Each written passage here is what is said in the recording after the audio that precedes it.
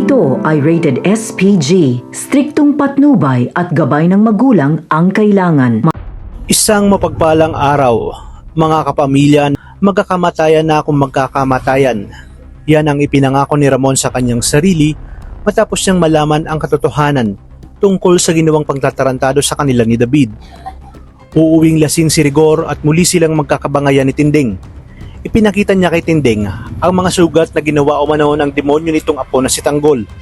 Ngunit imbis na maksimpat siya, ay sinagot siya ni Tinding ng matatalim na salita. Dapat pa daw itong magpasalamat dahil hindi siya tinuluyan ni Tanggol. Sa kabila ng lahat ng kasamaang ginawa ni Rigor, dito lalong naggitgit si Rigor sa galit at hindi na nakapagpigil at muntikan niya ng tambangan itong si Tinding. Buti na lamang ay to the rescue itong si Roda upang pigilan si Rigor. Hindi na nakapagpigil si Tinding at sinabi niya na kay Rigor ang lahat ng kanyang sama ng loob na matagal niya nang kinikimkim. Sinabi ni Tinding na walang kwentang ama si Rigor at lalo nang walang kwentang pulis. Dagdag pa niya na si Rigor ang tunay na dahilan kung bakit lumayo sa kanila si Tanggol. Sa kabilang banda, ipinakita naman ni Divina sa kanilang grupo ang pinakamahal na diamante sa buong mundo at ito ang Blood Titan. Sinabi ni Madonna na ngayong nasa kanila na ang Blood of Titans at Star of Venus ay mayamang-mayaman na ang grupo nila.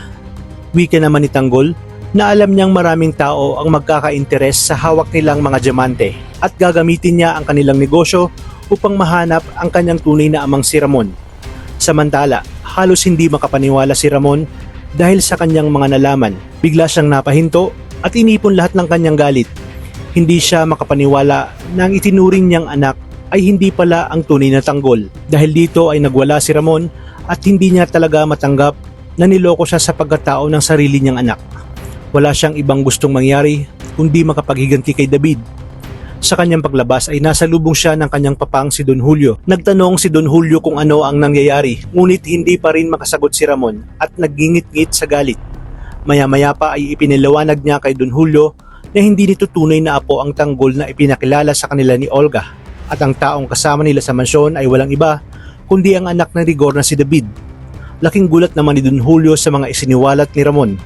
Dito inutusan ni Ramon si Franco na wag hayaang makalabas ng mansyon ang impostor na si David dahil hindi siya papayag na matakasan ni David ang panglulokong ginawa nito sa kanila. Habang nagtatago si David ay agad nang kumilos ang mga tauhan ni Ramon hanggang sa maabutan siya ng isa sa mga tauhan nito. Dito agad na nakagawa ng paraan si David upang makalabas at takasan si Ramon. Ngunit hindi ito hahayaang mangyari ni Ramon at susundan niya ito sa San Dimas at walang humpay niya itong pahihirapan hanggang sa magmakaawa na nga lang daw itong si David na tapusin na ang kanyang buhay. Dito na lalabas si Rigor sa eksena at dito magsisimula ang matinding bangayan at pakbakan sa mga susunod na episode.